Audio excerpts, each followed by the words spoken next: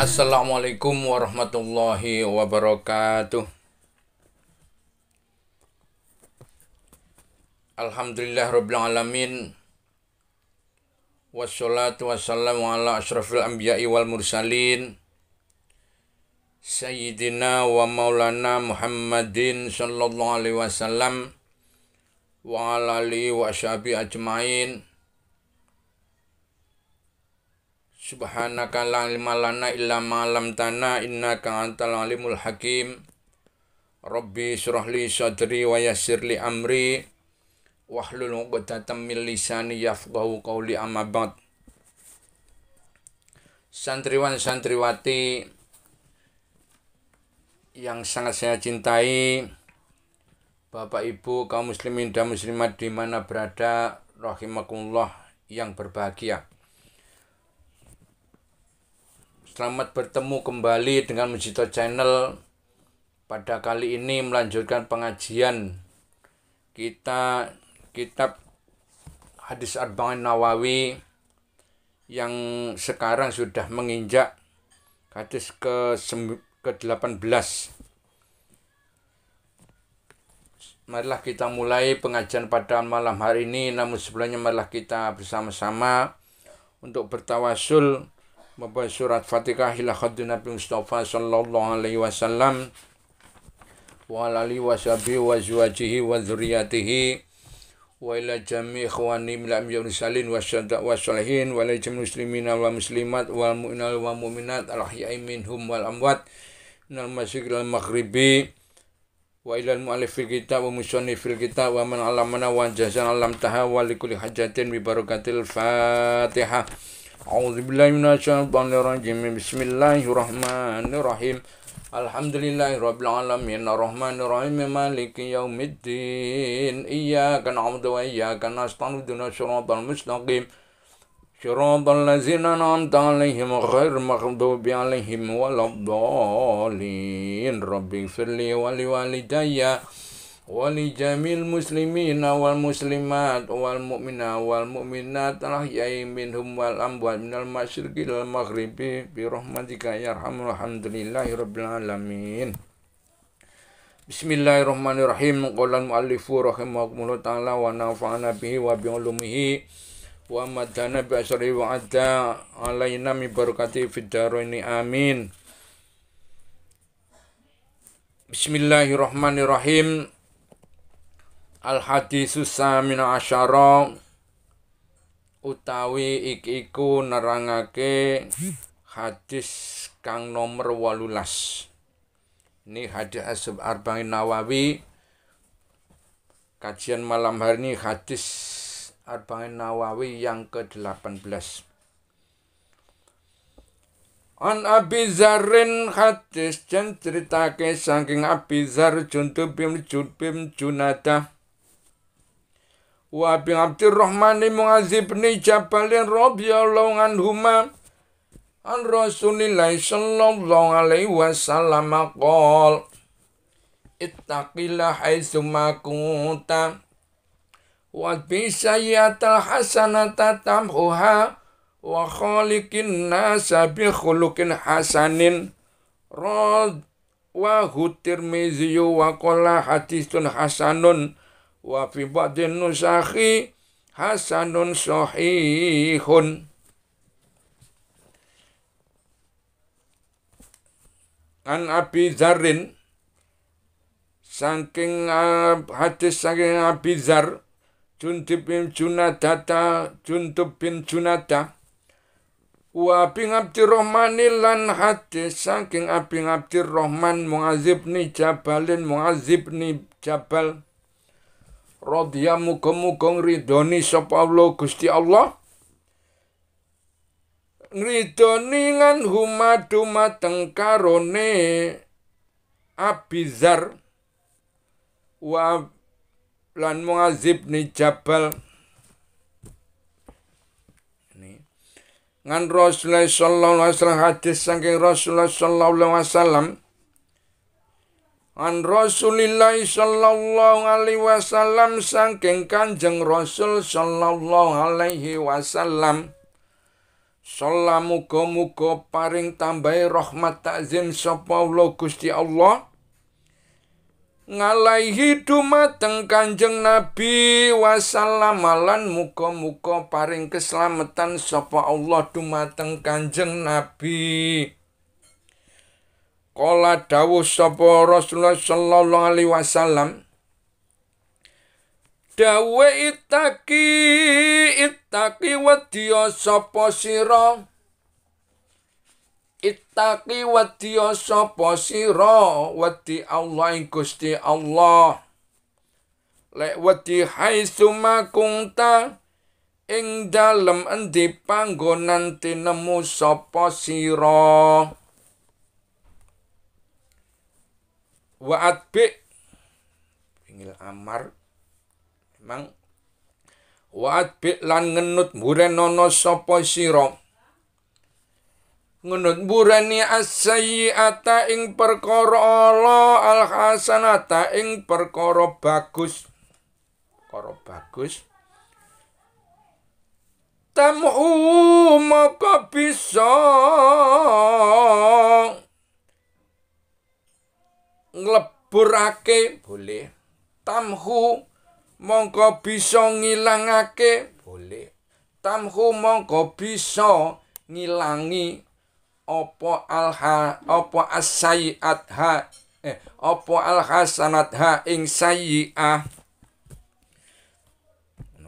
Wa bi lan ngenut mburenono sapa sayyi'ata ing tingkah alu ala, tingkah Allah al-hasanata ing tingkah kebagusan tamhu maka ngleburake utawa ngaling-alingi apa perkara apik ha ing perkara sayyi'ah. Wa khaliqin nasa lan nyrawunga sapa sira nasa ing menungsa. Wa khaliqin nasa lan nyrawunga sapa sira kelawan manungsa. Lek srawung bi khuluqin kelawan gawe budi pekerti hasanin kang apik kang bagus. Rawang riwayatake ing hadis sapa At-Tirmizi, Imam Tirmizi. Wa qala lan ngendikan sapa Imam Tirmizi hadisun utawi hadisku hasanun apik bagus. Wa fi fadlin nusahi la ing dalam sebagian nusa hasanun utai hadis hasan sahihun tur sahih. Ini hadis ke-18 ini hadis diceritakan dari Abi Dzar dan Mu'adz bin Jabal Abi Dzar ini aslinya jenenge asline iku Jundub bin Junadah.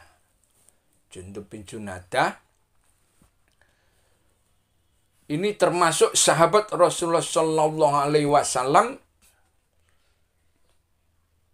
yang awal-awal masuk Islam. Bahkan ada yang mengatakan awalnya masuk Islam Abi Dzar atau Jundub bin Junadah ini masuk baru yang kelima.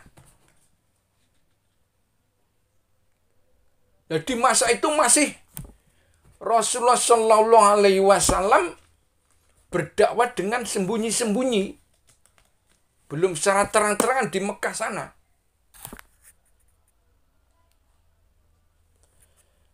Abi Dzar atau Jundub bin Junadah ini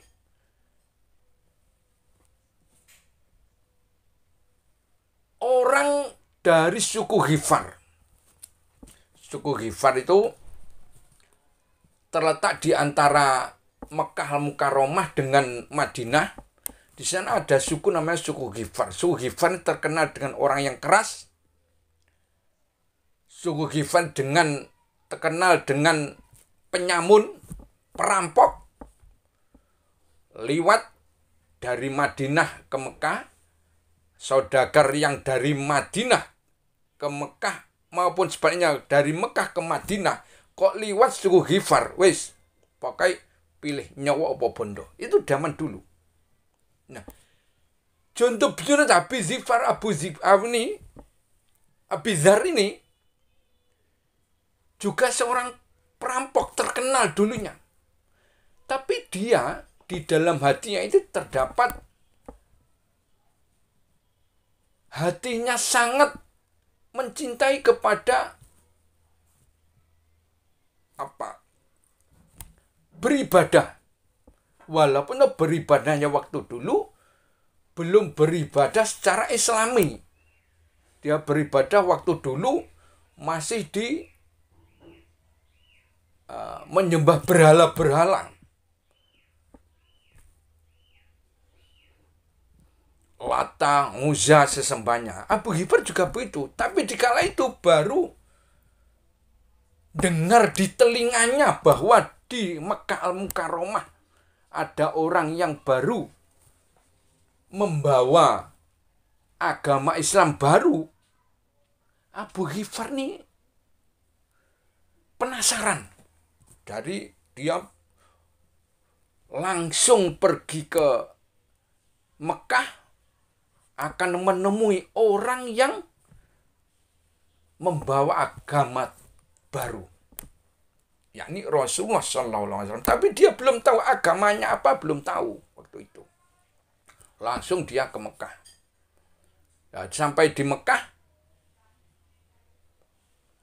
dia bertemu dengan Ali bin Abi Thalib. Dia ketemu dengan Ali. Ngomong-ngomong, sama Sayyidina Ali, loh kamu ngapa? Kesini tuh mau ngapa? Dari mana tujuanmu? Kenapa kesini?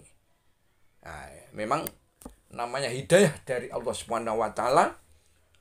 Abu Dzar bercerita, ini loh, aku iki krungu-krungu nang kene iku ana wong sing nyarno agama Islam baru. Nah, kebetulan yang mana dari hidayah. Jadi apa itu tumbuh temu tutup. Diajaklah Abu Dzar ke menemui Rasulullah Shallallahu Alaihi Wasallam waktu itu. Nah, sudah langsung Abu Dzar ketika itu langsung uluk salam secara Islami. Jadi orang yang pertama-tama mengucapkan salam secara Islami yaitu Abu Dzar ini, terkenal dengan Abu Dzar.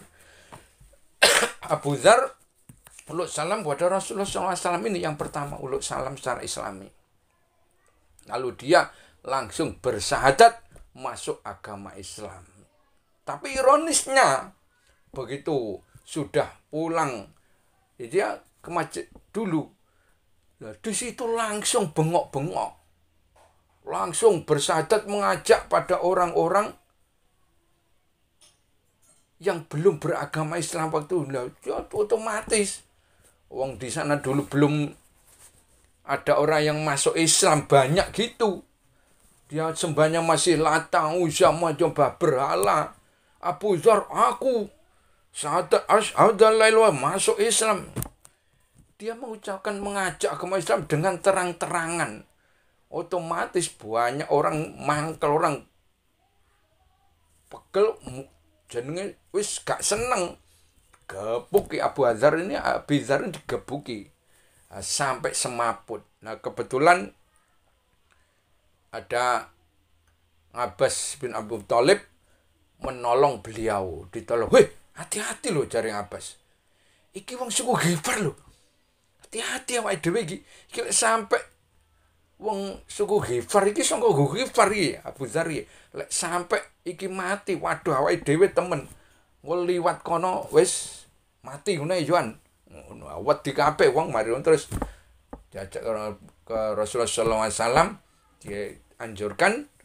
Dianjurkan untuk kembali kepada tanah airnya. Jadi di tempat rumahnya jadi suku Ghifar. Dengan keluarlah hadis Ittaqillah haitsuma kunta wa bisai'atal hasanata tamhuha wa khaliqin nasa bi khuluqin hasanin. Maksudnya ittaqi wedya sapa sira, takwa sapa sira.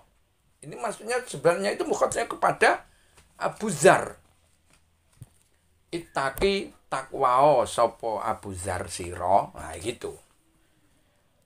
Ayo haitsuma kunta Allah ing Gusti Allah. Jadi ittaqi wedya takwa sapa sira Abu Dzar Allah ing Gusti Allah haitsuma kunta ing dalem endi panggonan tinemu sapa sira. Jadi Abu Dzar, kini aja kamu kembali ke Ghifar sana, kamu takwa kepada Allah di mana saja, di Mekah, di tempat kalian dilahirkan di Ghifar sana, itu sama saja, maksudnya begitu.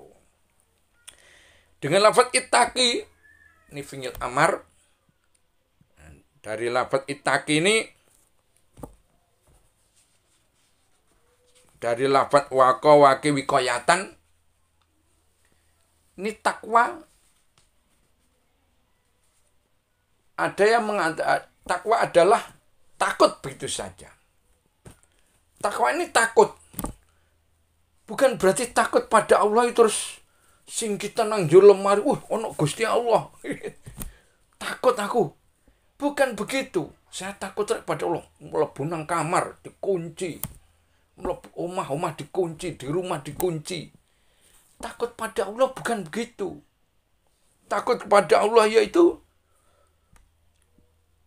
al-imtisalu bi awamirillah turwatsinabu nganin nawahi. Jadi takut pada Allah, takwa itu adalah al-imtisalu bi awamirillah. Jadi mengerjakan apa yang diperintahkan Allah Subhanahu wa taala dan wajinabu nganin nawahi, menjauhi apa saja yang dilarang oleh Allah Subhanahu wa taala. Jadi takwa menjalankan perintah-perintah Allah dan menjauhi semua larangan-larangan Allah. Jadi apa saja yang diperintahkan sudah tercantum di dalam Al-Quran dan Al-Hadis Rasulullah Sallallahu Alaihi Wasallam.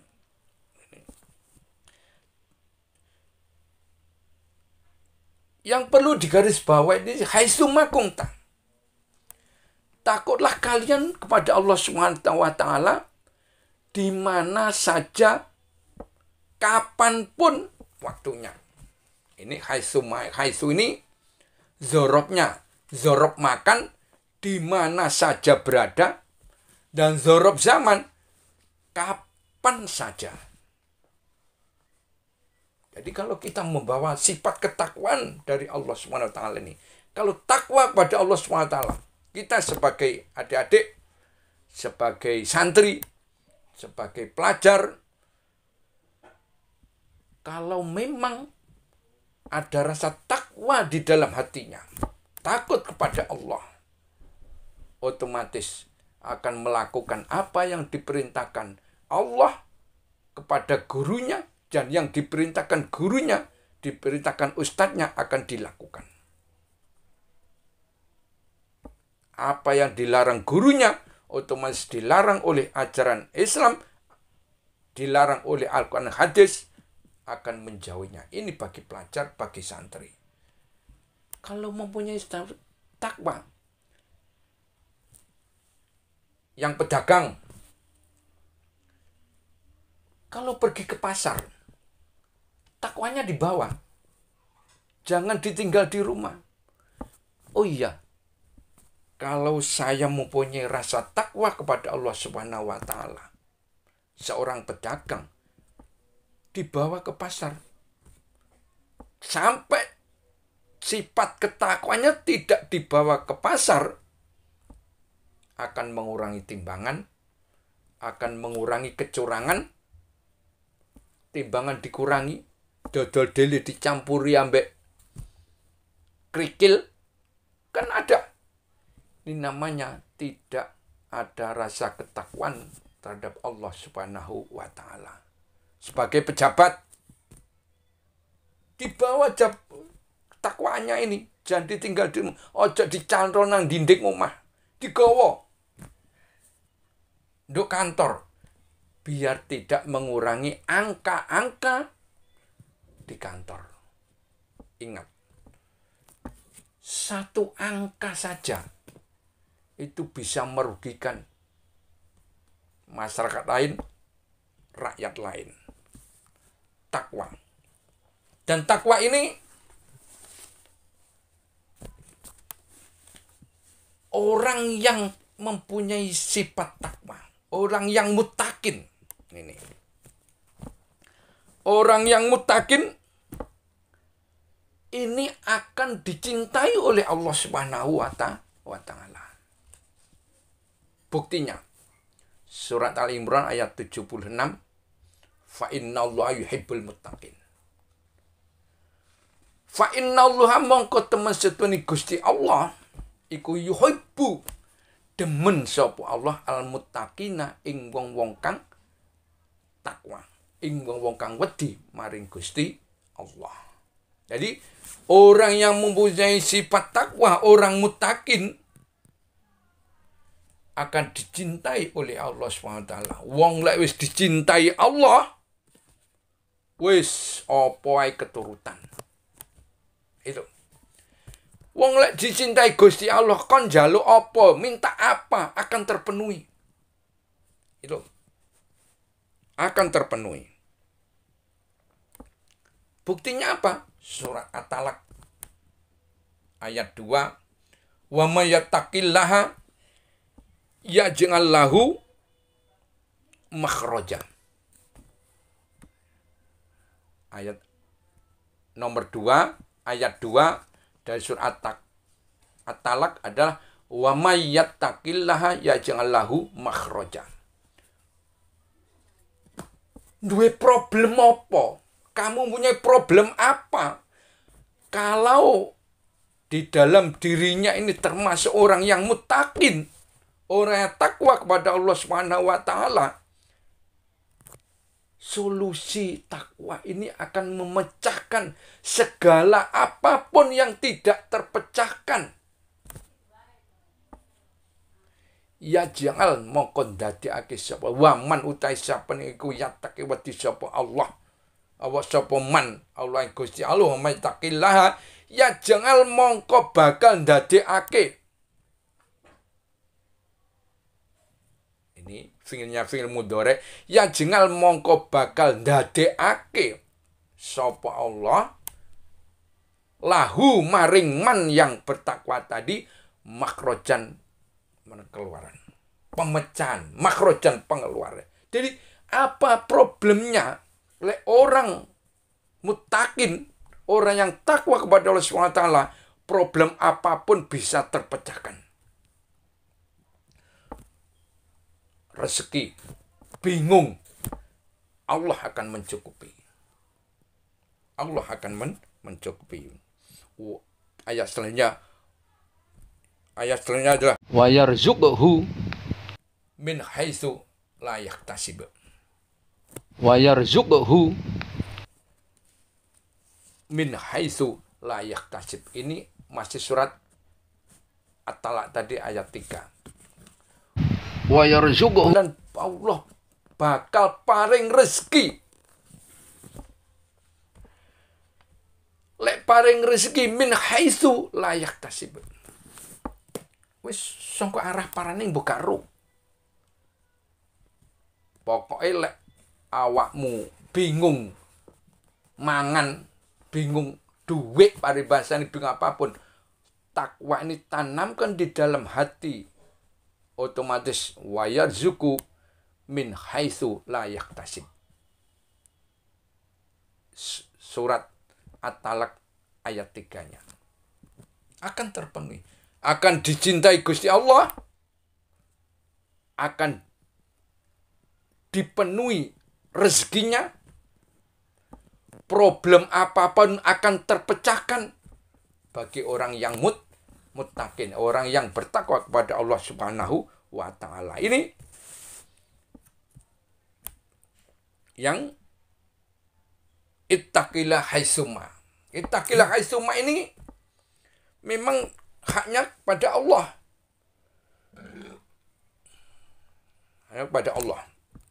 Dan terusnya hadisnya wa'ad bingis sayyi'atal hasanata. Ada 3. Di sini ada 3. Ittaqillaha haitsuma kunta. 1, hak pada Allah. Terus wa'ad bingis sayyi'atal hasanata tamhuha. Ini yang 2 ini adalah khusus bagi orang dirinya sendiri atau bagi orang yang mukallaf. Wadbi lan ngendut burenono sapa sira. As-sayyi'ata ing perkara ala utawa tingkah ala al hasanata ing perkara apik tamhuha. Mongko nglebur, mongko nutupi apa perkara apik ha ing perkara sayyi'ah. Lek kalian melakukan ini wal bisatal hasanata tamhuha, ini lek kalian terlanjur melakukan perkara-perkara yang tidak diridhoi oleh Allah Subhanahu wa taala. Memang sifat ketakwanya ada, tapi lek sudah terlanjur melakukan, segeralah melakukan kebaikan. Al-hasanata. Karena apa? Kebaikan itu tamhuha. Kebaikan itu, melakukan kebaikan setelah melakukan kejelekan, itu tamhuha akan menutupi kepada perbuatan yang kamu lakukan, perkara yang tidak diridhoi atau perkara jelek tadi. Kita melakukan perbuatan kejelekan, segera tutupi dengan hasanah. Tutupi dengan hasanah. Ulama mengatakan al-hasanah ini ada yang menafsiri sholat taubah. Lek melakukan kejelekan, segera melakukan kebaikan dengan sholat istighfar. Sholatnya sholat taubah. Melakukan sholat fardu. Dilakukan. Dia menyadari bahwa perbuatan yang dilakukan tadi, kemarin, itu tidak diridhoi oleh Allah Subhanahu wa ta'ala. Kejelekan ini, melakukan kejelekan, makanya disebut tamhuha, ditutupi dengan perbuatan hasanah, perbuatan yang baik. Karena perbuatan hasanah, perbuatan kebaik, itu akan menutupi atau melebur kepada perbuatan yang jelek tadi. Yang ketiganya adalah wa khaliqin nasa bi khuluqin hasanin.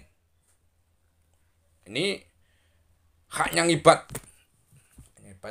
Kita semua harus wal khaliqin nasa bi khuluqin hasanin. Wa khaliqin nasa itu apa? Sesrawungono sapa sira annasa kal manusa bi khuluqin hasanin. Sesrawung, berkumpul. Lek kumpul ambek menungso, kumpul ambek tonggo, iku kumpulo dengan bi khuluqin hasanin. Loh, carane piye Pak Ustadz kumpul dengan baik itu? Kan banyak hadis-hadis Rasulullah sendiri. Rasulullah sallallahu alaihi wasallam ke dunia ini kan innama bungistu liutamima makarimal akhlak.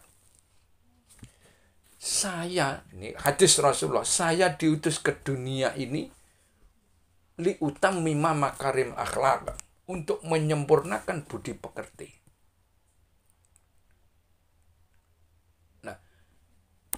Hadis Rasulullah SAW diutus ke dunia ini menyempurnakan budi pekerti. Di antara lain, sesrawung dengan teman, seserawung dengan tetangga, seserawung dengan manusia lain, makhluk lain, bahkan harus dengan budi pekerti yang baik. Bukan hanya nas. Nas ini yang natek, ada yang ngakil dan ghairu ngakil. Ya. Jadi ojo pehantul manusia tok. Ono kucing ditendang. Makanya adik-adik khususnya pelajaran kemarin ada pelajaran akhlakul banen. Kemarin sudah kan budi pekertinya terhadap teman itu bagaimana, budi pekertinya terhadap ustadz, terhadap guru itu bagaimana, terhadap walidaininya, terhadap bapaknya abuka bagaimana, terhadap uminya bagaimana, terhadap ibunya bagaimana. Itu sudah ada di YouTube Mujito Channel. Lain bab hadis Arba'in Nawawi ini. Nah, itu ada di situ tentang budi pekerti, tentang toto kromo, tentang anggah ungguh di dalam YouTube Mujito Channel, di dalam kitab Akhlakul Banen. Diputar kembali biar tahu, biar paham bagaimana